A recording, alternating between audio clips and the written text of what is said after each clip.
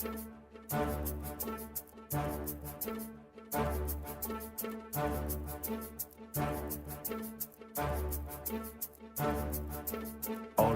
power to the people.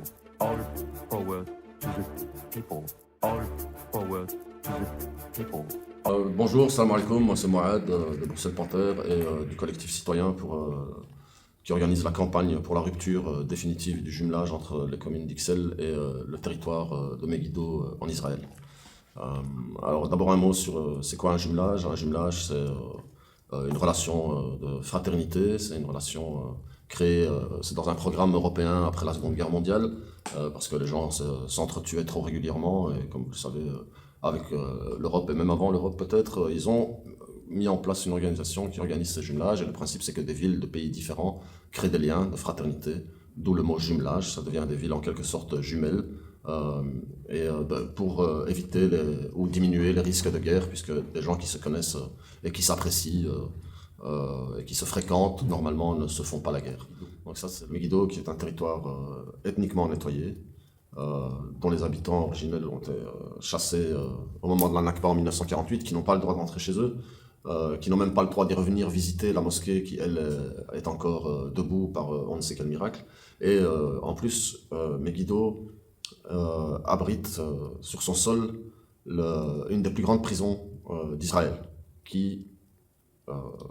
où sont enfermés des centaines et des centaines de Palestiniens, un millier en règle générale, peut-être plus maintenant pendant que c'est le génocide, dont toujours au moins une centaine d'enfants, sans jugement, sans mise en accusation, sans droit à la défense, à un avocat, sans jugement et sans connaissance du délai d'emprisonnement, sans droit à la visite de la famille, sans rien. Ce sont des actes de torture, c'est des actes de torture. Et c'est des atteintes à la dignité humaine claires et nettes. Ça, c'est le territoire de Megiddo. Et donc, nous, on fait cette campagne depuis depuis le début avril, et puis avec encore plus de monde à partir du mois de juin. Et depuis le 20 juin, le jour du premier rassemblement, on a obtenu des avancées. C'est-à-dire que le point de départ, c'est que le bourgmestre ne voulait rien changer, il n'était pas question de toucher au jumelage. Et puis, après le lancement de la pétition, le 9 avril, un mois plus tard, au mois de mai, le bourgmestre a déclaré que le collège a décidé que le jumelage était gelé, ce qui veut rien dire. Ensuite, après, donc ça, on l'a appris le 20 juin, lors du premier rassemblement. Et puis le 4 juillet, avant le conseil communal du 4 juillet, il a remis une décision où sa position a encore changé. Donc le collège a décidé à cette date-là de maintenir le gel, dont on n'a toujours pas l'explication, et de suspendre le jumelage à durée indéterminée. Mais ça ne nous convient pas, on demande la rupture, pour les raisons que j'ai expliquées au départ, pour la définition même de jumelage. Ixelles, qui est une commune, comme le dit et le sait très bien le bourgmestre lui-même, il y a 170 nationalités, il y a des gens de toutes les cultures, de toutes les religions, de toutes les langues, ou en tout cas de beaucoup de langues, 170 nationalités. Où on vit avec des soucis, mais on vit globalement bien, et en tout cas pas dans un état d'apartheid. Une ville comme celle-là, en plus, une commune comme celle-là, en plus dans une ville comme Bruxelles, qui est la capitale de l'Europe, qui est la deuxième ville la plus cosmopolite du monde, nous dit-on, cette commune ne peut pas continuer à être jumelée avec un territoire où il y a un centre, où la population a été ethniquement nettoyée, et en plus où il y a un centre de détention, de torture, de viol,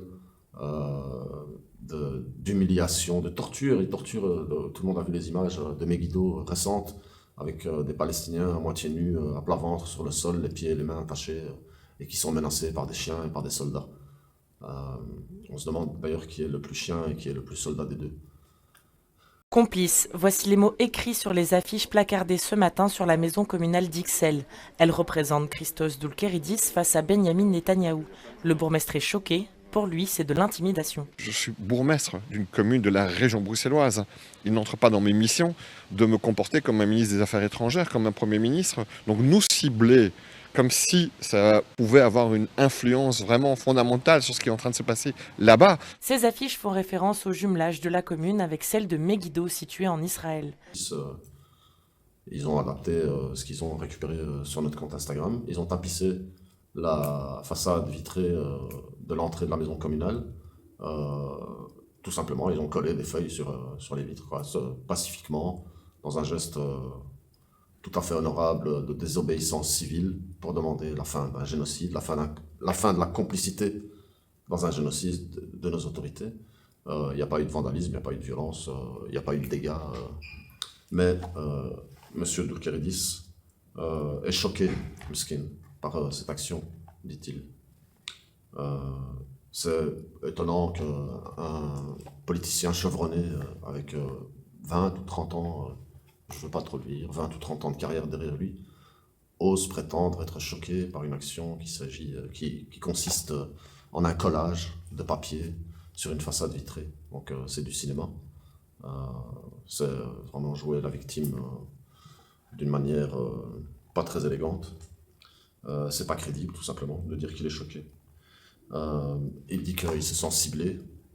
Je tiens à dire qu'on ne connaît pas M. Doulkeridis et c'est pas à Christos qu'on s'adresse, c'est à M. le bourgmestre de la commune d'Ixelles qu'on s'adresse, dans ses responsabilités politiques, dans ses obligations légales.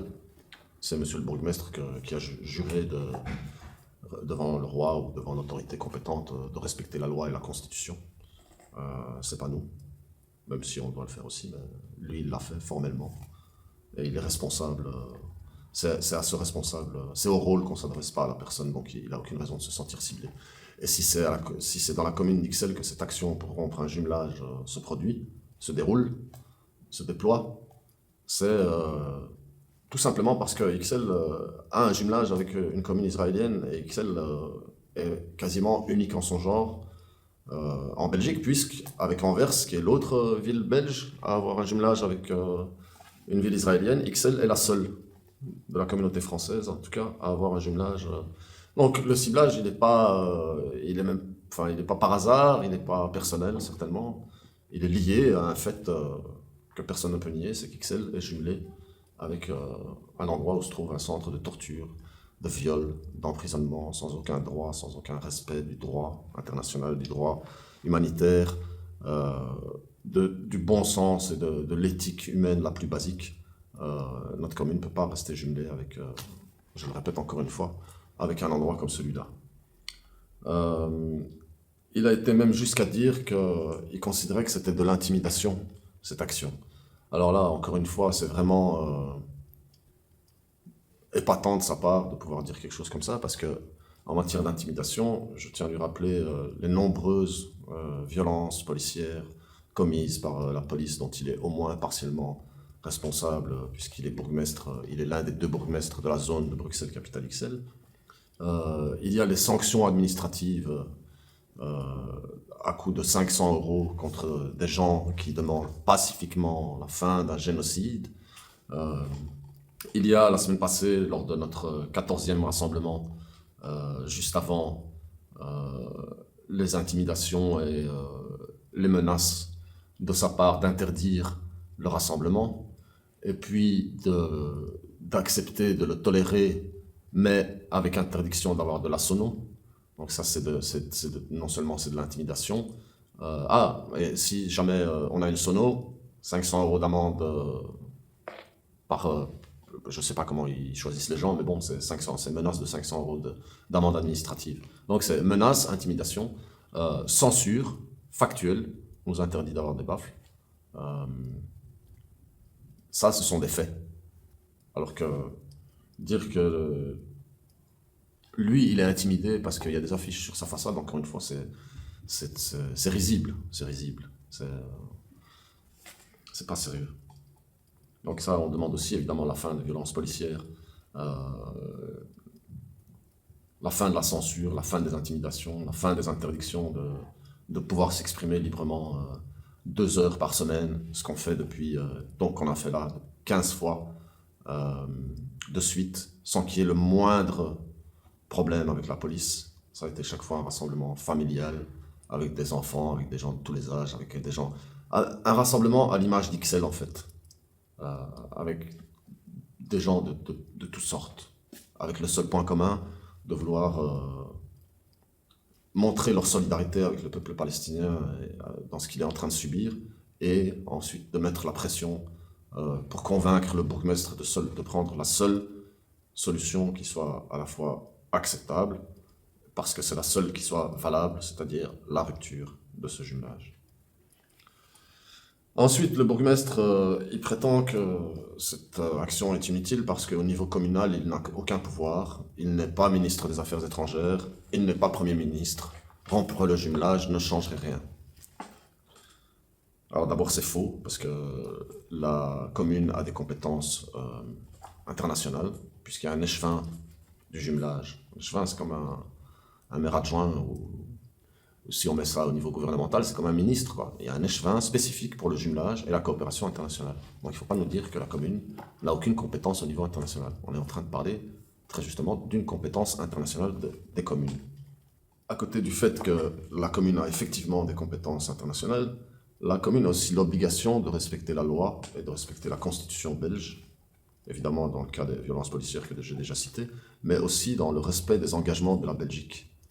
Par exemple, la Belgique s'engage à ce qu'il n'y ait pas de torture. Elle a signé des conventions. La commune, elle se tient à cette règle. Elle ne torture pas les gens, normalement. Et c'est très bien.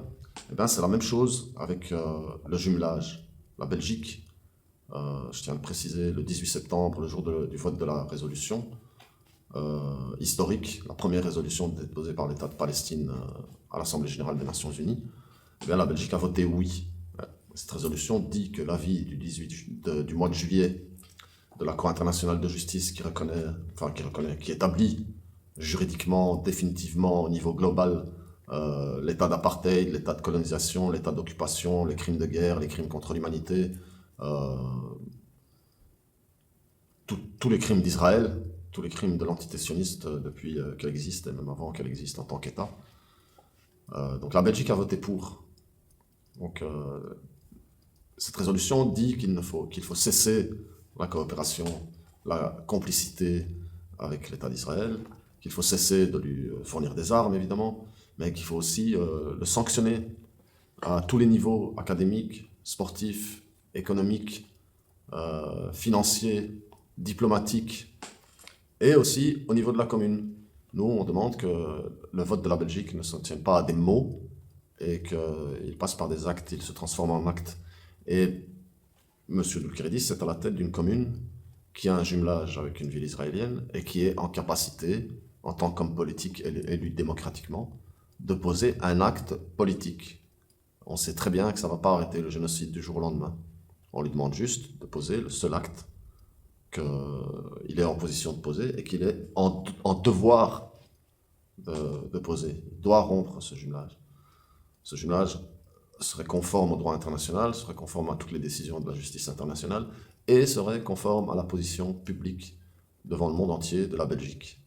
Donc je ne vois pas quel problème il a avec cette rupture, alors qu'il répète par ailleurs qu'il est pour le droit international, comme son parti écolo le fait, comme le Parti socialiste le fait, comme ils le font tous. Georges-Louis Boucher est aussi pour le droit international. En parole, ils sont tous pour le droit international, mais en pratique, on ne voit rien. En pratique, on voit qu'ils soutiennent Israël, ne fût-ce qu'en faisant une différence entre les victimes.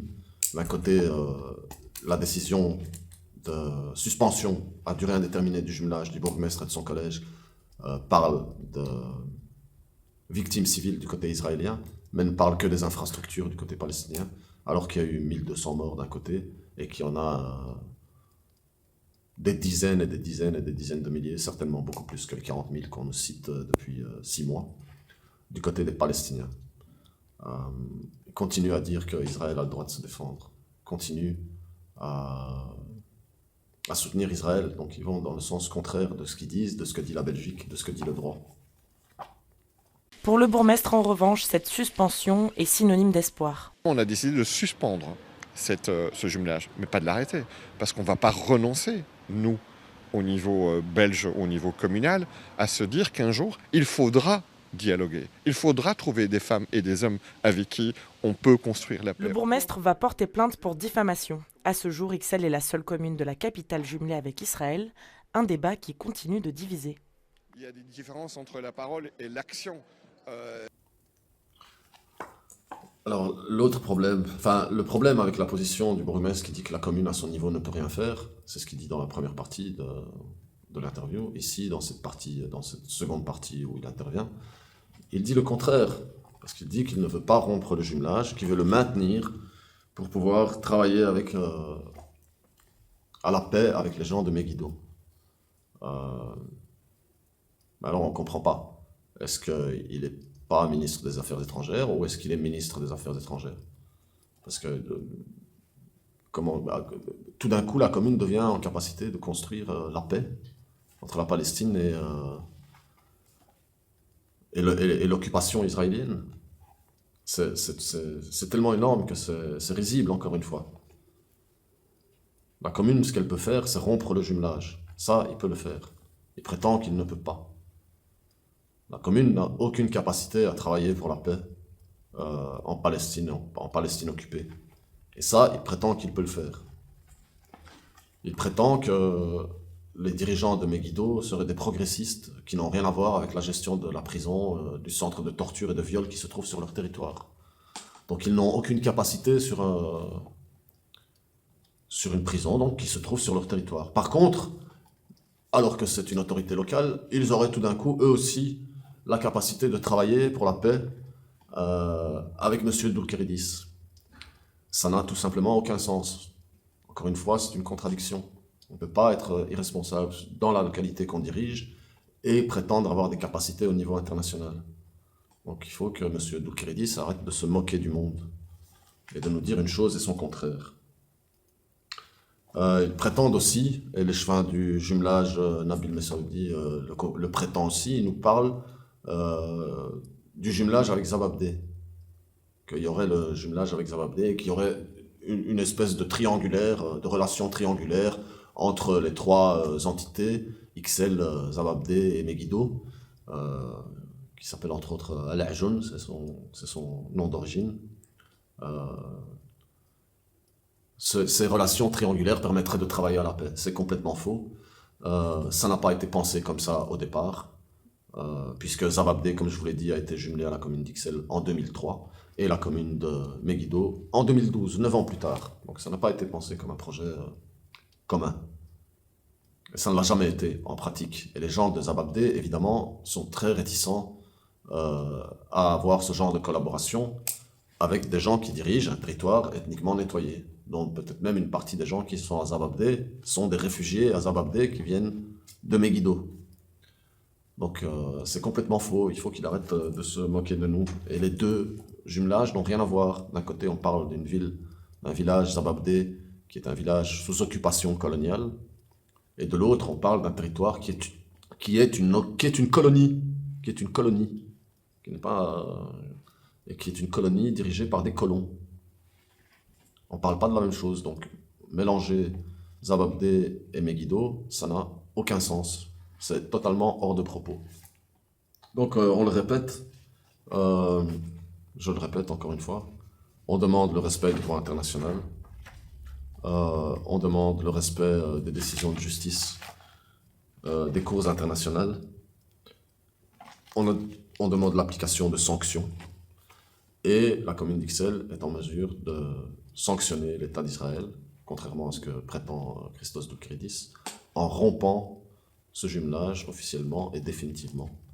Donc ça respecterait le droit, ça appliquerait la résolution des Nations Unies, et ça honorerait M. Doulkeridis, son collège et toute notre commune qui est pour l'instant... qui voit son honneur, pour l'instant, souillé par ce jumelage avec un territoire comme celui-là. All power to the people.